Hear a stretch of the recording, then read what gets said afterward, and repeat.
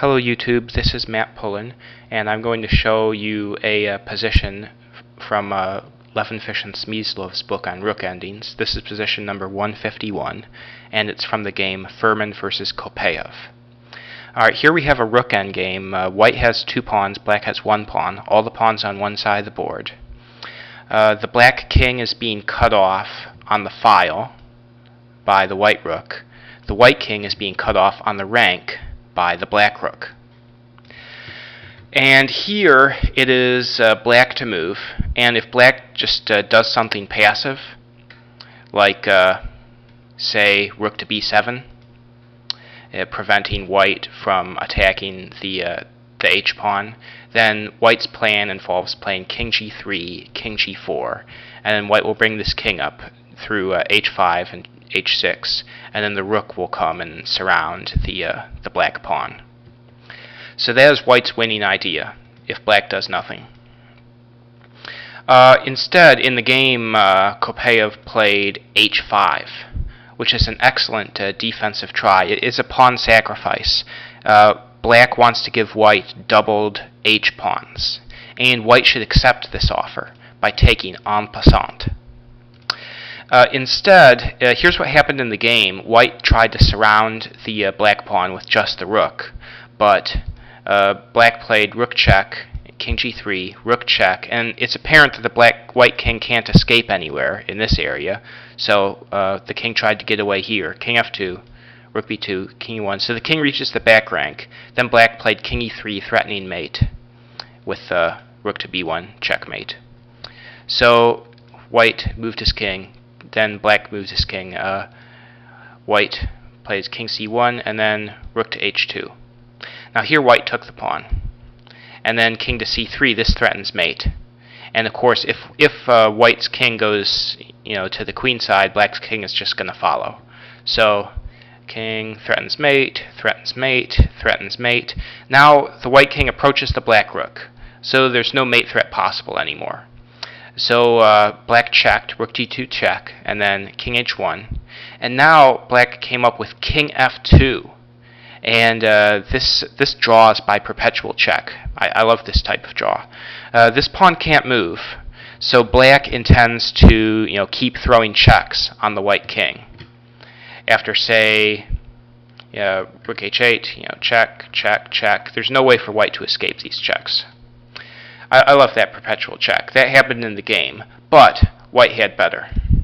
After h5, White should capture on h6. And here, the White pawn is threatening to advance to h7. Black should bring the Rook up. He needs to bring the Rook up eventually to stop that pawn. And now King to g3. Now after King e5, attacking the Rook, gaining tempo, White plays King g6. And then King f5. White plays. White does not want to let the Black King, come in front of the pawns, because that will be an easy draw. So White plays. Well, if White plays put h5, this looks tempting because it keeps the Rook on g6.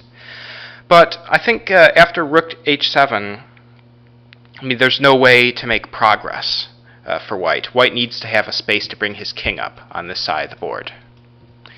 So that h5 would be a draw, because it takes an important square away from the White King.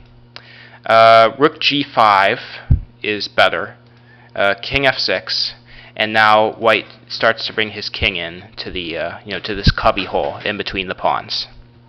Black has no useful move, so say he plays Rook a7. Now White brings his king to h5, and White has a threat. If Black just plays a nothing move like Rook b7, then White will play Rook g6 check. The Black King can't go up here, because then Rook g7 check, winning the Rook. So instead, the King has to play to f5, and now Rook g7. Obviously, the trade of rooks is impossible for Black, because this pawn is too close to the queening square. So Black has to cede control of the 7th rank. Say he plays Rook b8. Now Rook f7 check, forcing the Black King to get cut off by 2 files. And then Rook f1. This is actually a position not analyzed in the book, but I think that White should be able to win because of the black rook's inability to throw checks from behind on the h-file. But back to this position. The only move is given is rook to f7, and the important nature of rook f7, it allows the black king to get behind the rook, avoiding any skewers. So rook g6 check, king e7, rook g7. Now white wants to challenge black for control of the 7th rank. That's why he always plays this move, rook to g7. If black trades, then this is lost. King f7, king h6, king g8, and now white has a tempo with his h-pawn, h5. And of course the next moves are going to be like king f7, king h7, and queens. So after rook to g7, black just has to play king to f8. And now white plays the obvious king to g6. And here, black has a decision to make. If he goes all the way back, if he goes all the way to f1, then white should be able to win by pushing to h7. Because if black checks, going after the rook on g7, then king h6, and notice because of this pawn there's no check from behind. So black has to take this rook, and then h8 queen, rook g8, queen f6 check, king e8. And now here, white will play king h7, and if this rook tries to go far away, like to any of these squares, it's going to get picked off by checks. So black has to keep the rook close, rook f8. And now white just repeats the process, check, check, and then gets to this position, trades on e8, and then wins with the h-pawn. So, yeah, that is the win if rook goes back to f1. If the rook goes to f4 instead, this is trickier, because if the pawn pushes to h7, then rook check, and the king can't go to h6, because then this pawn just falls with check. So king f6, rook f4 check, and if at any point black is allowed to take this rook with the king, then he'll have an instant draw. He'll just run to the corner. So this is a drawn position as well. Alright, so after rook f4, if h5, again, this is a position not covered in the book. I was wondering if h5 is sufficient to win, but I think no, because after rook to a g4 check, king h7, just rook f4, I don't see any way for white to get his king out of this prison on h7 and h8. I think it's like the endgame with the superior side in front of the rook pawn, but I don't think two rook pawns are any better than one rook pawn. So anyway, rook f4, the winning move happens to be rook to a7.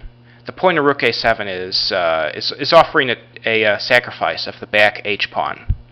If rook takes pawn, then rook a8 check, and this forces the black king to come off of the back rank.